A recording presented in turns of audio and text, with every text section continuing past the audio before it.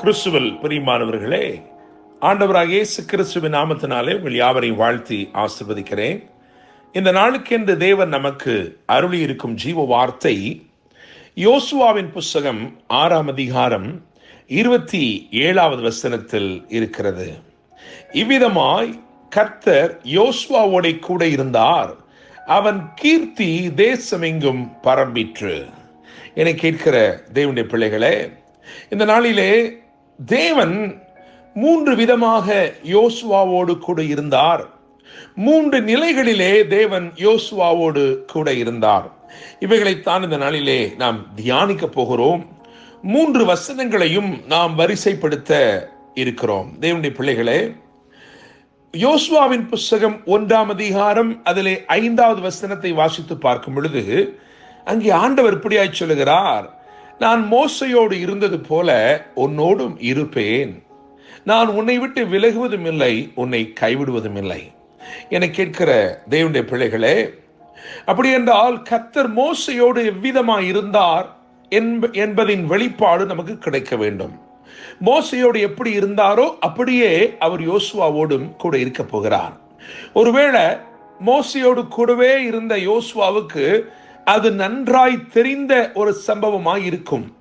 மோசையோடு தேவன் எப்படி இருந்தார் என்பதை இளைஞனாக அல்லது வாலிபனாக மோசையை பற்றி கொண்டிருந்த யோசுவாவுக்கு நன்றாய் தெரிந்த காரியம். ஆனால் நமக்கு அது தெரியாது. எனவே வேதத்திலே சொல்லப்பட்டிருக்கிற வசனத்தின் வெளிச்சத்திலே தேவன் எவ்விதமாய் மோசையோடு இருந்தார் என்பதை நாம் தியானிக்கலாம். 3 விதமாக கர்த்தர் மோசையோடு இருந்ததாக வேதம் சொல்கிறது. அப்படியே யோசுவாவோடும் தேவன் இருந்தார். முதலாவதாக யாத்திராமம் 4:12 பார்க்கும் பொழுது அங்கே ஆண்டவர் சொல்லுகிறார், நான் உன் வாயோடே இருந்து நீ பேச வேண்டியதை உனக்கு போதிப்பேன் என்று சொல்லுகிறார்.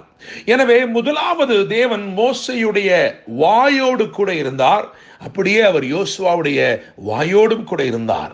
தேவன் நம்முடைய வாயோடு இருப்பது மிகவும் அவசியமான ஒரு காரியம். நாம் பேச வேண்டிய காரியத்திலே தேவனுடைய ஜீவன் வெளிப்படும்படிக்கு, தேவனுடைய அதிகாரம் வெளிப்படும்படிக்கு அவர் நம்முடைய வாயோடு இருந்து நாம் பேச வேண்டியதை நமக்கு போதிப்பது அவசியமாக இருக்கிறது. அப்படியாகத்தான் புதிய ஏற்பாட்டிலும் பேசுகிறவர்கள் நீங்கள் அல்ல, உங்களுக்குள் இருக்கிற பரிசுத்த ஆவியானவரை உங்களை கொண்டு பேசுவார் என்று எழுதியிருக்கிறது.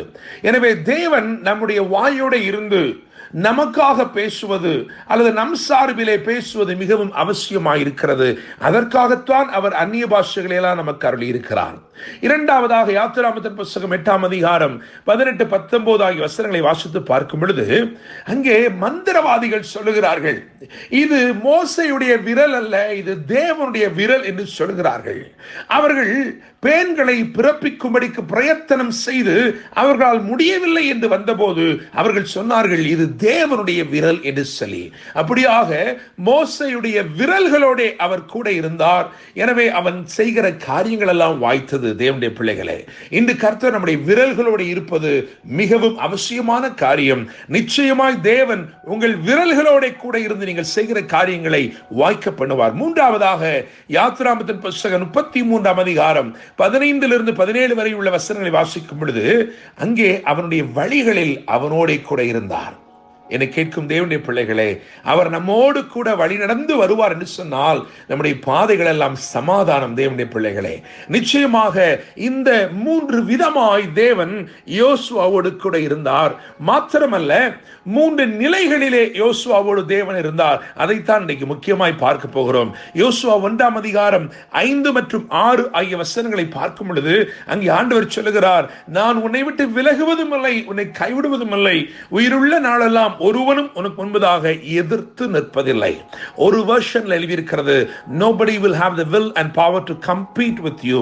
உன்னோடு கூட போட்டியிடுவதற்கு கூட ஒருவரும் இருக்க மாட்டார்கள். காரணம், தேவன் உன்னோடு கூட இருக்கிறார் என்று சொன்னால் அப்படிப்பட்ட ஜெயத்தை உன் வாழ்க்கையிலே தருகிறார். இந்த முதல் பகுதியிலே, அதாவது யோசுவா 1:5-6 வாசிக்கும் பொழுது அங்கே பங்கிட்டு கொடுக்கும் போது தேவன், என கேட்கிற தேவனுடைய பிள்ளைகளே, ஒரு பங்கும் இல்லாமல் ஒன்றுமே இல்லாதவனாய் புறப்பட்ட இந்த யோசுவாவை பார்த்து சொல்லுகிறார், அப்பா, நான் என்னுடைய தாசனாகிய மோசே மூலமாய் வாக்கு பண்ணப்பட்ட அல்லது ஆபிரகாமுக்கு உடன்படிக்கை பண்ணி நான் கொடுத்த அந்த பெரிய சுதந்திரத்தை நீதான் பங்கிட்டு கொடுக்க போகிறாய்.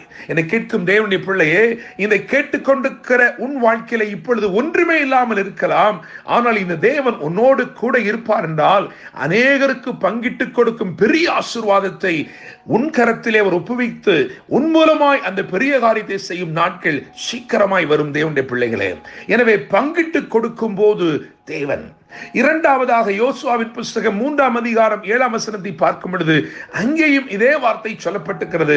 நான் உன்னோடு கூட இருக்கிறேன் என்று சொல்லி, மோசையோடு இருந்தது போல உன்னோடு கூட இருக்கிறேன் என்று எழுதப்பட்டிருக்கிறது. அங்கே பாதை காட்டும் போது தேவன் என்று எழுதியிருக்கிறேன். காரணம், அங்கே ஒரு பாதை உண்டாக்கி யோர்தானை கடந்து செல்லும்படி ஒரு வழி உண்டாக்கி ஒரு பாதை உண்டாக்கி அற்புதம் செய்திருக்கிறார்.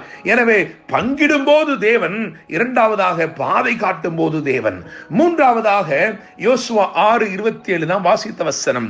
யோசுவா 6:27 படி பட்டணத்தை பிடிக்கும் போது தேவன், பட்டணத்தை வசப்படுத்தும் போது தேவன். என்னை கேட்கும் தேவனுடைய பிள்ளைகளே, எதிரடையாய் காணப்பட்ட, தடையாய் காணப்பட்ட இந்த எரிகோவை தகர்த்து தேவன் ஒரு பெரிய ஜெயத்தை, ஒரு பட்டணத்தை பிடித்துக் கொள்ளும்படி அனுக்கிரகம் செய்தார். அப்படி செய்யும் போது ஆண்டவர் சொன்னார், இவ்விதமாய் கர்த்தர் யோசுவாவோட கூட இருந்தார், அவன் கீர்த்தி தேசமெங்கும் பரம்பிற்று என்று எழுதியிருக்கிறது. என்னை கேட்கும் தேவனுடைய பிள்ளைகளே, நான் நம்புகிறேன், விசுவாசிக்கிறேன், இந்த நாளிலே பங்கிட்டு கொடுக்கும் போது தேவன் உங்களோடு கூட இருக்கிறார். அவர் உங்களோடு கூட இருந்து ஆசீர்வதித்து உங்கள் மூலமாய் அநேகருக்கு பங்குகளை கொடுக்கும்படி செய்கிறார். தேவன் இரண்டாவதாய் உங்களோடு கூட இருந்து உங்களுக்கு பாதை காட்டி உங்களை வழி நடத்துகிறார்.